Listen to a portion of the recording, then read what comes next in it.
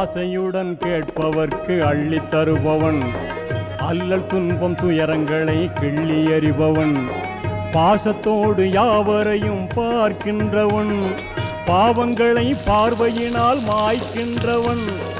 அல்லல்படும் மாந்தர்களே அயராதீர்கள், அல்லாவின் பேரருளை நம்பி நில்லுங்கள்.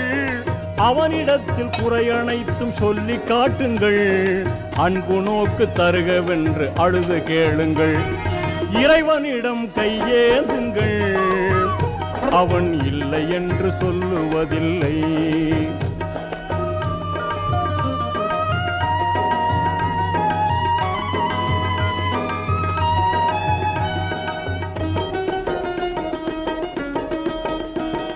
தேடும் நேயர் நெஞ்சங்களில் குடியிருப்பவன், தேடாத மனிதருக்கும் உணவளிப்பவன்.